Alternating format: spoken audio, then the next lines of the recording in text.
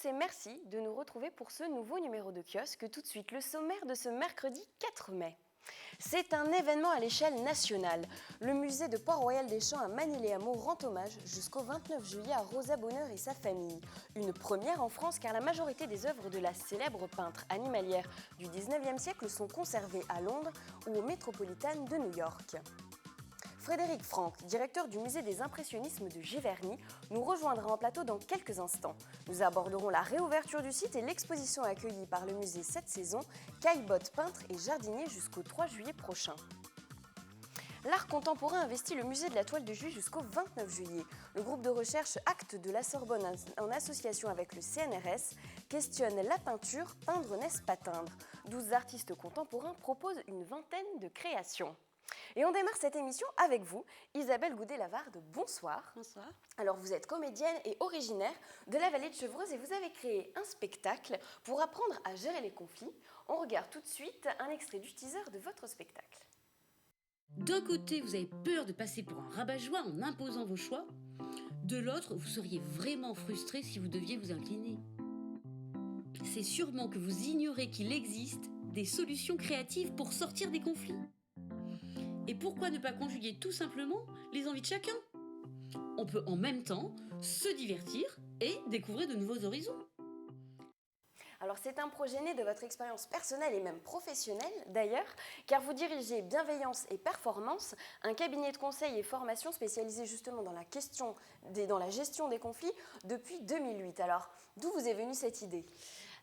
L'idée a germé il y a 2 ans quand je donnais une conférence sur la gestion des conflits dans les entreprises à Montparnasse. Et Emilia Santucci est venue assister à cette conférence. Moi, j'adore ce qu'elle fait et j'étais très flattée qu'à la fin du spectacle, elle vienne me voir, la conférence, c'est un lapsus, elle vienne me voir en me disant, mais là, il y a tout pour faire un spectacle.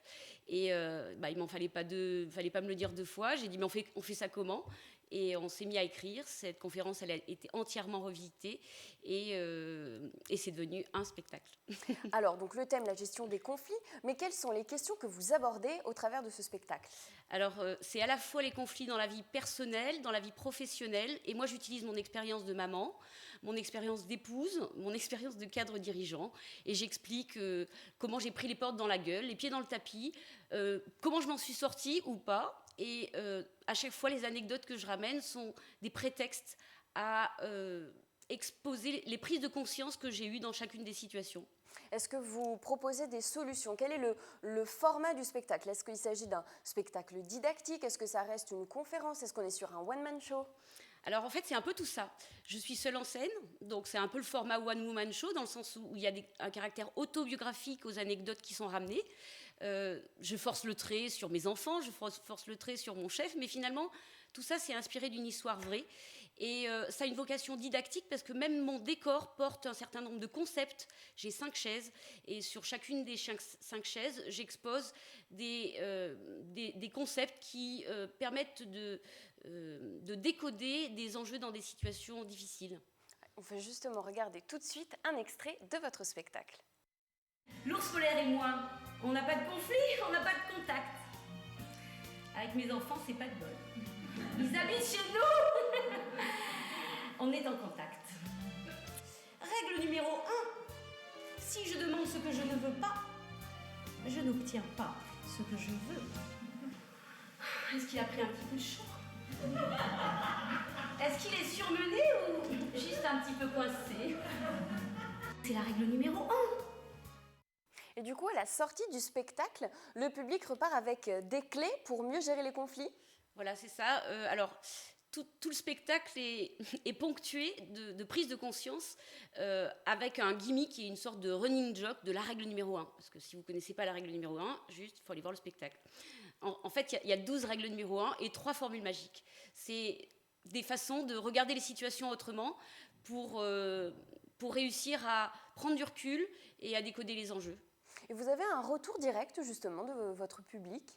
Alors, le commentaire le plus flatteur que j'ai eu, et j'aime bien le reprendre, c'est une personne qui avait marqué pendant mon crowdfunding ce spectacle devrait être remboursé par la sécurité sociale.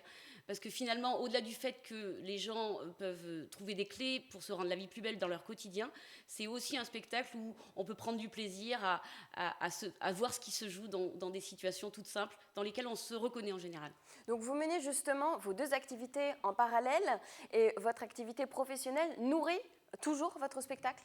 Les deux se nourrissent. Aujourd'hui, je continue à donner des formations sur la gestion des conflits. Et c'est pas rare que par demi-journée, j'introduise un petit sketch. Et là, on dit, mais qu'est-ce que c'est Qu'est-ce qu'elle fait? Voilà, mais en fait, c'est vraiment une expérience pédagogique dans laquelle il y a du fond. Et tout ça s'est mis en forme avec une direction artistique, avec un décor, avec des lumières. Et ça donne de la profondeur. Et puis, c'est fait pour parler au plus grand nombre. Le 14 mai prochain, vous serez à Versailles, donc là il s'agit d'une représentation privée. Oui. Mais par contre, le 12 juin, vous serez à Gif-sur-Yvette, à la salle de la Terrasse. Et là, c'est une représentation publique. Oui, et c'est une grande salle. Et ça se remplit très très vite. Je suis très contente. Alors, pour tous ceux justement qui souhaiteraient s'inscrire, vous pouvez avoir plus d'informations à l'adresse qui va s'afficher à l'écran.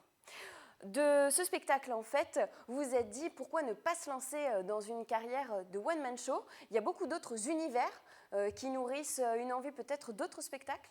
Alors, assez vite, je me suis rendu compte que Emilia et moi, on avait écrit pour 4 heures. On a monté 1 heure et demie. Et donc, cette frustration, elle va être compensée par un deuxième spectacle dans l'univers ado. Donc, il y a un spectacle qui va s'appeler La dure vie de Louise Good. Louise est une ado de 13 ans, ses parents sont divorcés et elle voit les situations difficiles d'une ado de 13 ans avec du harcèlement, avec des parents chiants. Et la chance qu'elle a, c'est d'avoir, dans l'environnement de son papa, qui est un petit peu un coureur, il ramène un jour une nouvelle compagne qui s'appelle Isabelle et elle connaît toutes les règles, numéro 1. Il s'agit également d'une histoire inspirée de votre histoire personnelle, non? Oui. Tous mes enfants m'ont donné leur bénédiction, mais ils savent que ça force un peu le trait. D'accord, donc comme ça, la susceptibilité n'est pas touchée. Merci Isabelle Goudet-Lavard d'être venue en plateau, d'avoir répondu à nos questions. Donc votre représentation privée, ce sera le 14 mai à Versailles, mais la représentation publique, surtout que l'on annonce, ce sera le 12 juin à la salle de la Terrasse de Gif-sur-Yvette. Plus d'informations et toutes les inscriptions peuvent se faire à l'adresse qui s'affiche à l'écran. Et l'on parle à présent d'un autre Yvelinois, un Maurepas-ien, Chris Dan, ou Bruno Masson de son vrai nom, vient de publier son premier roman d'aventure, un livre écrit en 2 ans, dans le train intitulé Le Virtuose aux éditions Le Panthéon. L'histoire d'Eric Slater, un voleur chevronné qui dérobe les plus beaux bijoux du monde pour une agence philanthropique, jusqu'au jour où une puissante organisation se retrouve sur son chemin. Ça se veut un livre facile à lire, un livre ce que j'appelle des romans de plage, comme je disais tout à l'heure, et qui emmène le lecteur dans une histoire, comme quand on va voir un film d'aventure où on ne se pose pas finalement beaucoup de questions et on laisse embarquer dans l'action. Voilà. Et ça se veut un livre d'action, un livre d'aventure dans lequel on se laisse emmener. Les différentes personnes qui m'ont accompagné dans la correction de ce livre et qui sont plutôt littéraires que romans d'aventure, se sont laissés accrocher par l'histoire de ce livre. Et je vous le disais, jusqu'au 25 juillet prochain, le Musée national de Port-Royal des Champs à Manille-les-Hameaux rend hommage à la célèbre peintre animalière Rosa Bonheur et à sa famille. 3 générations d'artistes ont pu développer leur art dans l'atelier manicois acquis en 1865 par le frère Auguste pour y installer un atelier devenu aujourd'hui annexe de la mairie. Cette exposition est une première en France car la plupart des œuvres de Rosa Bonheur sont conservées à Londres ou au Metropolitan de New York. Hommage à Rosa Bonheur et sa famille. Durant plus de 50 ans au XIXe siècle, 3 générations d'artistes dans la famille ont développé leur art, de la peinture animalière à la musique, dans la maison des Bonheurs de Manille-les-Hameaux, acquise en 1865 pour y installer un atelier, devenu aujourd'hui annexe de la mairie. Le musée de Port-Royal des Champs leur consacre une exposition jusqu'au 25 juillet. Cette famille, dans son ensemble, a plusieurs talents. Et donc l'idée, c'est de confronter ces différents médiums artistiques, de voir comment ces différents médiums artistiques, finalement, créaient un art à partir d'inspirations communes, ce monde animalier qu'ils ont vraiment cherché à explorer sous toutes ses formes. 70 peintures et sculptures sont exposées, certaines de la célèbre peintre animalière Rosa Bonheur, souvent comparée de son temps à Jacques-Raymond Bracassa, d'autres de son père Raymond ou de son frère Auguste, et les sculptures de son frère Isidore. Un art familial tourné vers la nature et le monde animalier, avec une sensibilité pour le monde des pâturages et de la forêt. Un héritage du père, de Rosa Bonheur, proche de la peinture romantique. Ce qui est très intéressant chez eux, c'est qu'il y a un véritable intérêt pour les spécificités des animaux. Il y a vraiment la volonté de s'intéresser très spécifiquement à l'anatomie des animaux et avec ce côté un peu positiviste du 19e siècle, si vous voulez. Et par ailleurs, ils ont pu participer à l'illustration d'ouvrages scientifiques agricoles. Cette exposition est une première en France, la majorité des œuvres de Rosa Bonheur se trouvant à Londres ou au Metropolitan à New York. Pour la réaliser, le musée de Port-Royal a bénéficié de prêts du musée des Beaux-Arts de Bordeaux, du musée de Fontainebleau et de différentes collections privées. Et après le musée de Port-Royal des Champs, nous allons nous intéresser à un autre lieu culturel qui n'est pas musée national, mais qui en a l'envergure. Tout du moins, il s'agit du musée des impressionnismes de Giverny. Nous en parlons avec vous, Frédéric Franck. Bonsoir. Bonsoir. Vous êtes le directeur du musée. Donc le musée vient de rouvrir, c'était le 25 mars pour une nouvelle saison. Et c'est un musée qui est fermé l'hiver. Quelle raison à ça ? Le musée des impressionnismes Giverny est un musée tout jeune. Et ça fait 7 ans qu'il existe sous cette forme-là. Et c'est un musée qui, au début, n'avait pas de collection. Donc aujourd'hui, pour faire fonctionner un musée à l'année, c'est important d'avoir une collection permanente ambitieuse. Et à ce jour, le musée en est dépourvu. Donc c'est vrai qu'on fonctionne essentiellement sur les expositions. Il y a une collection qui est en cours de constitution, mais effectivement, on n'a pas la force de frappe pour faire venir des visiteurs pendant l'hiver. L'autre chose, c'est que le musée est bien distinct de la maison et des jardins de Monet, mais en même temps, il y a une forte envie, quand on va au musée à Giverny, de voir la maison et les jardins de Monet. Et inversement, quand on vient voir une exposition comme ça, quand on vient voir les jardins et la maison de Monet plutôt, on a envie de voir une exposition aussi. Donc il y avait une logique à ce que les deux fonctionnent ensemble sur la même saisonnalité de mars jusqu'à novembre. Ça permet également de profiter de la floraison printanière, ce qui ne gâche rien. Vous l'avez dit, c'est un jeune musée. Quelle est la vocation de ce musée ? Alors, comme tout musée, il cherche à acquérir des œuvres d'art, à les étudier, à les conserver, à les transmettre au plus large public possible. Donc c'est un lieu d'ouverture sur le monde et de connaissance, mais en même temps, connaissance avec un côté de délectation, le plaisir de voir des belles œuvres aussi. Et en même temps, c'est un musée thématique. C'est pas le musée Claude Monet, justement, c'est le musée des impressionnismes. Alors c'est un barbarisme qui signifie en fait qu'on a cherché à ouvrir au maximum le sujet. Pour le coup, c'est vraiment un musée d'ouverture. On part de ce lieu qui est universellement connu, qui est Giverny, qui est connu à travers le monde entier et qui attire les foules. Voilà, pour Monet, pour Sénimphéa. Et puis, on part de ce point de départ-là et on ouvre sur d'autres choses, ce qui s'est passé après l'impressionnisme, parfois les résonances dans l'art contemporain. Donc, ça nous permet de tirer un petit peu le fil et puis de proposer une programmation assez vaste et ambitieuse. Alors c'est un musée qui est en développement. Quelles sont les ambitions pour ce musée ? Les ambitions pour ce musée, c'est à terme effectivement de constituer une collection digne de ce nom. C'est pas forcément facile parce que dans ce qui concerne l'impressionnisme, c'est ce qui se fait de plus cher à part Jeff Koons ou Picasso. Enfin, voilà. Mais c'est aussi une ambition de développement des publics, c'est-à-dire profiter de ce caractère universel très populaire de la peinture impressionniste pour proposer des petits pas de côté, des choses un peu plus pointues. Et effectivement, dans ce contexte-là, il y a des développements à faire, que ce soit sur le plan du numérique, que ce soit sur le plan d'ouvrir de nouveaux espaces pour proposer des activités. Le musée, aujourd'hui, il se doit de proposer des choses à son public pour pouvoir connaître mieux l'art. Ce n'est pas juste exposer des œuvres, on a envie d'y faire d'autres choses. On a envie de jouer un rôle dans la société et puis d'accueillir au mieux les visiteurs. Alors avec un agrandissement, pourquoi pas peut-être dans les prochaines années. Donc vous l'avez dit, on y parle de Monet, mais pas que. Vous accueillez chaque saison une exposition temporaire et vous ouvrez cette saison avec une exposition sur l'impressionniste Gustave Caillebotte que vous avez intitulée Peintre et jardinier. Elle est présentée jusqu'au 3 juillet prochain. Pourquoi est-ce que vous avez fait le choix de cet impressionniste ? Alors Gustave Caillebotte, c'est un artiste génial et discret. Donc ce sont deux qualités qui nous plaisent beaucoup déjà. Puis c'est une vraie figure. C'est une vraie figure du courant. C'est quelqu'un qui a porté sur ses propres deniers et sur sa vie, toute sa vie durant le mouvement impressionniste. C'est lui qui a fait rentrer les principales œuvres impressionnistes qui sont aujourd'hui sur les 6 messes du musée d'Orsay dans les collections de l'État. Donc il s'est battu pour l'impressionnisme. Et en même temps, justement parce que c'était quelqu'un qui venait d'une famille très riche et qui n'avait pas forcément besoin de son art pour vivre, il a très peu cultivé sa postérité et il a eu une reconnaissance très tardive, c'est-à-dire qu'en France, on s'est intéressé à lui essentiellement à partir d'une grande rétrospective au Grand Palais organisée par le musée d'Orsay en 1994.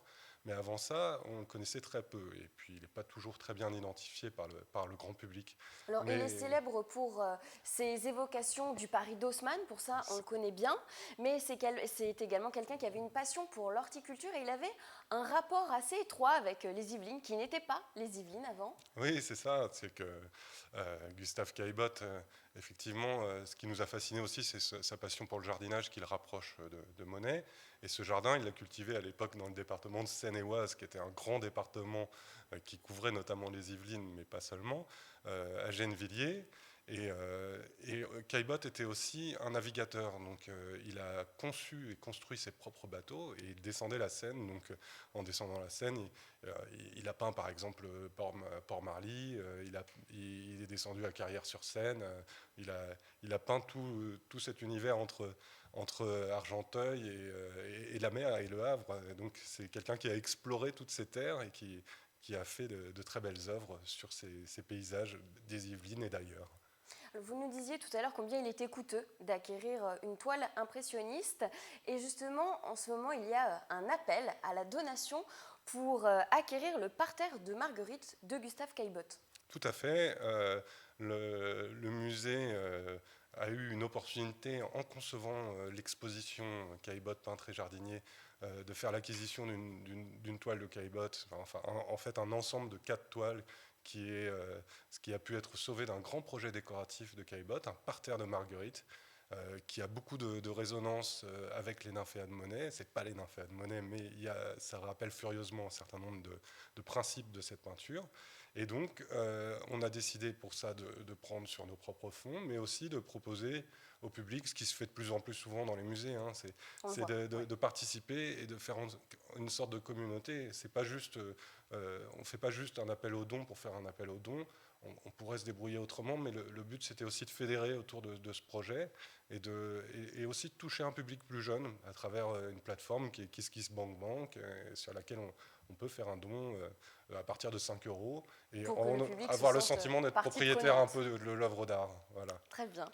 Merci Frédéric Franck d'être venu en plateau, d'avoir accepté notre invitation. Et donc, je rappelle que le musée, lui, est ouvert jusqu'au 6 novembre prochain et l'exposition Caillebotte, peintre et jardinier est présentée jusqu'au 3 juillet. Jusqu'au 15 mai, une autre exposition à retrouver. Il s'agit, celle-ci, du grand rôle dans la réinsertion professionnelle des mutilés de guerre à Rambouillet à la Bergerie nationale. À l'occasion du centenaire de la Grande Guerre, cette exposition retrace le quotidien de la population rambolitaine durant ces 4 années de conflit. Elle permet aussi de présenter l'école de rééducation de la Bergerie nationale qui, entre 1916 et 1921, a formé des soldats mutilés à un nouveau métier, leur permettant, malgré leur nouveau handicap, de subvenir à leurs besoins et de se réintégrer dans la société. Et enfin également une dernière exposition jusqu'au 29 juillet, c'est l'art contemporain qui investit le musée de la toile de Jouy. Le groupe de recherche Actes de la Sorbonne, en association avec le CNRS, questionne la peinture. Peindre, n'est-ce pas teindre ? 12 artistes contemporains proposent une vingtaine de créations avec l'idée d'une peinture élargie. Peindre, n'est-ce pas teindre ? La question est posée par le groupe de recherche sur les arts de la Sorbonne, en association avec le CNRS. Pour y répondre, il propose un 5e volet de la collection Création et patrimoine au musée de la toile de Jouy jusqu'au 29 juillet. Ce questionnement, entre peinture et tissage, trouve sa place au musée, où les toiles imprimées de motifs dessinés par des artistes du XVIIIe siècle ne sont pas des tableaux. La peinture s'est posée une touche sur un support, donc c'est resté en surface, alors que la teinture s'est imprégnée, diffusée dans un tissu, dans une toile, etc. Donc c'est vrai que c'est a priori très différent. Cependant, aujourd'hui et depuis les années, on va dire 60, les artistes contemporains envisagent une peinture très élargie. C'est-à-dire qui dépasse le support, bien sûr peinture, mais également qui s'enfonce en profondeur dans ce support, d'où l'idée de la teinture. Pour l'exposition, 12 artistes contemporains s'approprient la peinture comme teinture avec l'idée d'une peinture traversante, utilisent des toiles enchâssées et des tissus, jouent avec l'empreinte du soleil ou encore travaillent l'encre sur papier. Ces artistes, à la fois, même si les médiums sont très différents, sont très proches, il y a toujours un entêtement à questionner la peinture encore et toujours. C'est-à-dire que la peinture, c'est pas seulement la représentation peinte, c'est qu'est-ce qui se passe par rapport à un support, qu'est-ce qui se passe par rapport au dépôt de la peinture elle-même sur ce support. Voilà. C'est-à-dire qu'on travaille vraiment l'idée d'une peinture élargie. Une peinture élargie, un passage entre le tableau peint et des matériaux colorés assemblés, une technique pour parvenir à un dispositif réagissant dans l'espace à la manière d'un travail pictural. Et l'on poursuit avec la rubrique cinéma. Tout de suite, vos réactions sur les nouveautés à l'affiche de ce mercredi. Les dialogues sont formidables. C'est à la fois drôle, c'est émouvant. Ça délivre un message qui est évident sur la différence. C'est drôle, c'est émouvant. Non, c'est bien, c'est vraiment bien. C'était bien. C'était romantique. Voilà. J'ai aimé quand Violetta, elle a chanté et c'était très marrant et triste. Alors je suis allée voir Ready the Eagle, j'ai trouvé ça vraiment un film frais, hyper agréable. En plus il y a Hugh Jackman, donc c'est un de mes faits, je suis carrément fan. Et non, c'est vraiment drôle, alors, j'ai passé un excellent moment, vraiment très bon moment. 7e art toujours. Bertrand Pigny du cinéma Philippe Noiret des Clés de Sous-Bois nous donne son coup de cœur. Alors le coup de cœur du cinéma Les Yeux d'Elsa cette semaine, c'est un film de John Hillcoat, un réalisateur australien à qui on doit La Route, The Proposition, Des Hommes sans loi. Là, il nous arrive avec un film de gangster dans le Atlanta d'aujourd'hui, un film très moderne, très dans le réel d'aujourd'hui, et un film qu'on compare au Hit de Michael Mann, qui est quand même probablement le must de ce qu'on a pu faire en film de braquage. Alors, ce film nous raconte l'histoire de deux groupes plus ou moins entremêlés, un groupe de braqueurs, un groupe de flics. Les flics ont introduit une taupe chez les braqueurs, mais en même temps, les braqueurs ont aussi des taupes chez les flics. Donc il y a comme ça une sorte de mélange entre ces deux groupes, pas forcément très simple à comprendre, mais en tout cas, on entre comme ça dans une aventure absolument folle qui dure 2 heures, qui s'arrête absolument jamais. On a affaire à Casey Affleck, un jeune type plein de promesses, à Woody Harrelson, un vieux type toujours plein de promesses, à Kate Winslet, qui est une très grande actrice, et à Gal Gadot, qu'on a vu récemment dans le rôle de Wonder Woman. Ton boulot, être plus monstrueux que le monstre. Non, et rentrer à la maison à la fin de la nuit. Il n'y a aucune limite à ce qu'un homme désespéré peut faire quand il est piégé. Ce film, on le présente ici ce week-end en version française, samedi à 18h15, en version originale, dimanche à 20h30, à des tarifs toujours aussi accessibles. J'espère que vous auriez la curiosité de venir voir ce petit chef-d'œuvre. À bientôt dans nos salles. Et avant de nous quitter, voici quelques dates pour un week-end culturel. Vendredi 6 mai, 20h30, à la batterie de Guyancourt, retrouvez l'Allegro avec son chant doté d'un côté frais et spontané qui traverse la cumbia contemporaine et avec la tradition folklorique d'un côté et des beats ravageurs de l'autre. Señora chichera, deme alguito, yo le pagaré más luego cuando la tierra me dé calor y se hayan pasado los aguaceros. Cuelga la noche de un farolito de hierro. Señora chichera, no me dejes sin chicha roja todo el invierno. Señora chichera, señora chichera.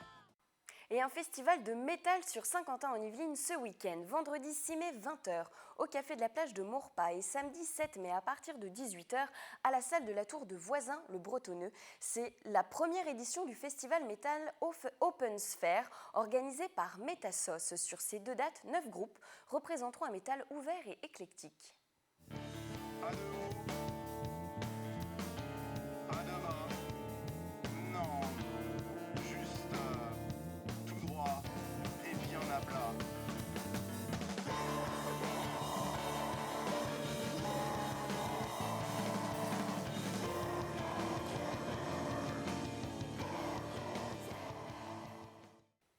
Et enfin au Prisme d'Elancourt, mardi 10 mai 20h30. La chorégraphe et danseuse Nacera Bellaza vous présente le cri. Créé en 2008, le cri est devenu une pièce essentielle de la danse d'aujourd'hui.